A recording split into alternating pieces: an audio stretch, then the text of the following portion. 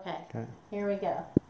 One thing that brought tears to my eyes were the Marines falling in and singing the Marine Corps hymn, and my wife didn't notice. Mm-hmm. So those were the things that happened at the Chosin Reservoir, and put that on again.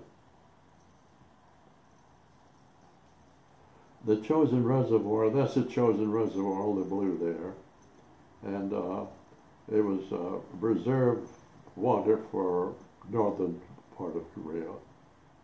And the people, the 300 people that survived the army here, walked across the lake because the ice was about 3 feet thick.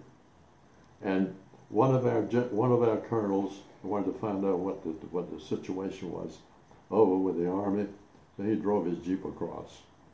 And when he got there, I mean, everybody was either dead or gone. And about 300 walked across the lake to Hagururi, where we were. And how many had started off of those 300? Do you remember? There were 2 regiments.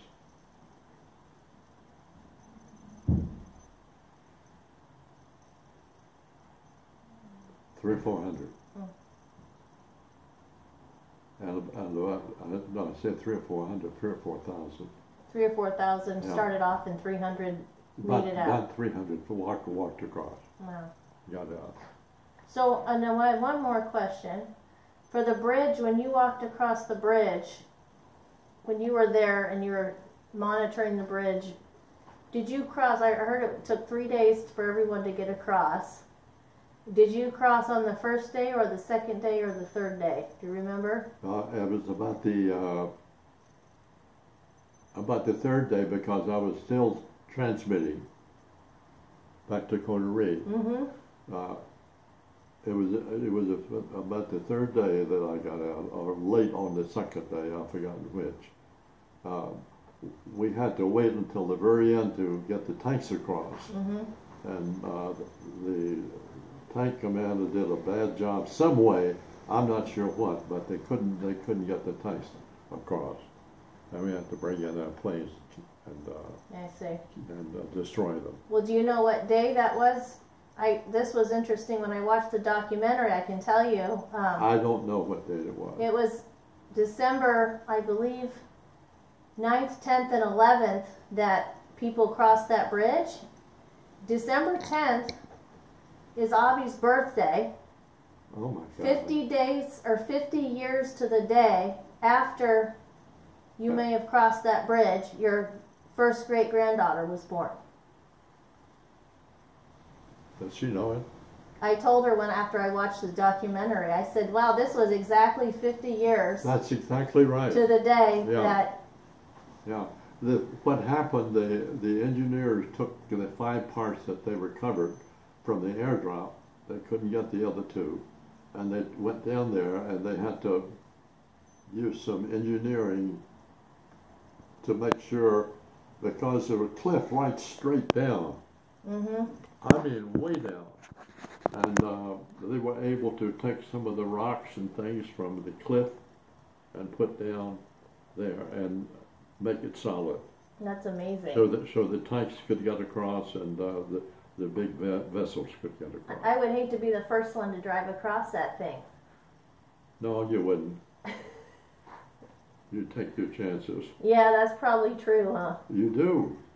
Better than being stuck there. Yeah, you take your chances. Well, thanks for telling us your story. One more thing I wanted to ask about the Tootsie Rolls, and why do you eat Tootsie Rolls all the time?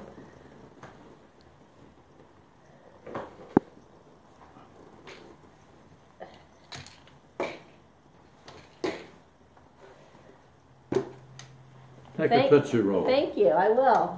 Take several. Give them to Now- Abby and the Tar. Now you tell the story. Okay. All right, I'll take a handful and Yeah. I'll bring them back. Okay, let me tell you what we got.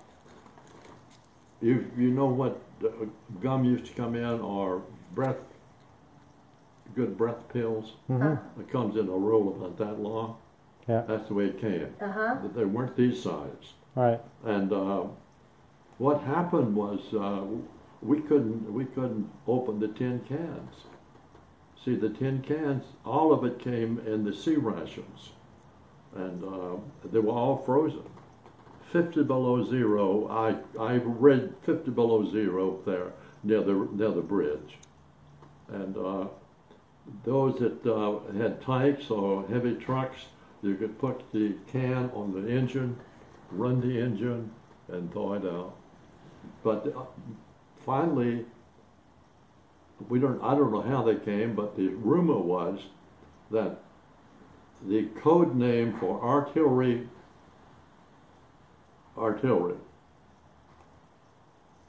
mortar artillery, the code name was Tootsie Roll. And the word was, and I can't prove this, that's how it came. In Japan, they didn't know the code, and they went to the Tootsie Roll company and tell them I need so many of these. And finally, we had Tootsie Rolls everywhere.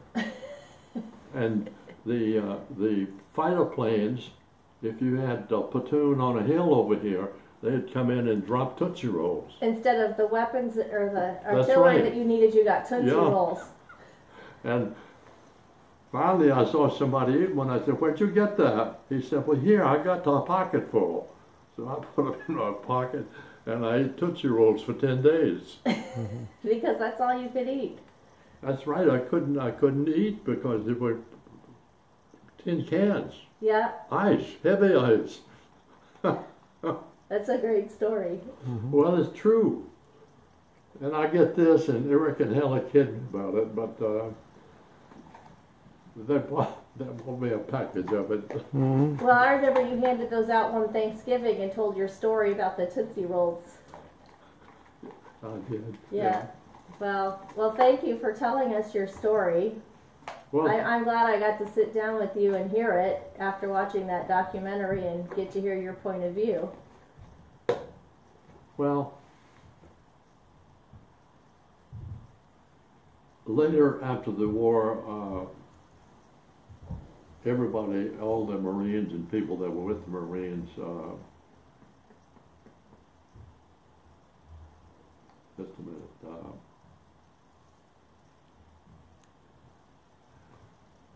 They started gathering to have a reunion, and they chose the name The Chosen Few.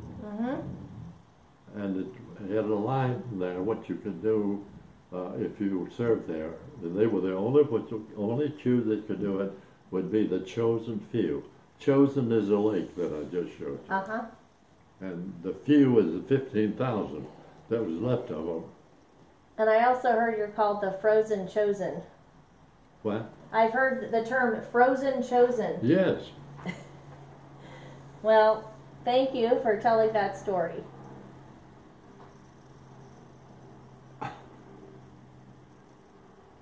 I'll tell you one that's not too tellable. Chester Puller was at Coterie, and he was the colonel that was in charge, and every day during the blizzard, he'd take his driver out, which was a corporal or sergeant, take his driver out and check the weather. And every day it was no weather. And finally, as I told you, he went out there and looked around, and it was cold as you know what. And he said, "You know, Corporal, my nuts are cold." But the next day that he saw the star, he said, "We go in the morning."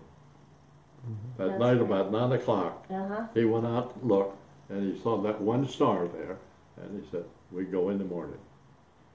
So, he was a great commander, but he didn't take any blows from anybody. That's great. And I had access to the whole division because I was counter battery, and I had about 50 men, and I had English binoculars on a tripod, and they were about 20 power. and I had to survey them in by a regular survey. And I also had microphones that we had to dig a hole in the ground and put the microphones in so it didn't touch the ground. And that was able to be monitored from north, and so were the binoculars. Mm-hmm. So two different ways I have that I could count across like this and find out whether smoke was coming from, or the artillery was coming from, or the mortars were coming from. Or one of the best things I did right there at Seoul, we had two posts. I didn't have four up. I just had two posts. One across the Han River and one on this side of the Han River. And they discovered tanks coming from Seoul, coming out of Seoul. 6 tanks. What are tykes? Tanks. Tanks. Tanks. Ah. And so we called it in, and I wanted to shoot them. I wanted to do the fire thing, but my boss said, no, we need some heavy artillery on that. So he had an air observer up. He said, cancel your mission where you are and go to this coordinates. And that's why he went, and he found the 6 tanks, and we shot our heavy artillery, 8-inch artillery, and knocked them all out. Now, one other story before we run out of time on the camera, on the phone battery, I think, is were you there when Seoul? Remember, you were telling me that the city had been ransacked and you guys had gone through, and when was that? Well, that was right after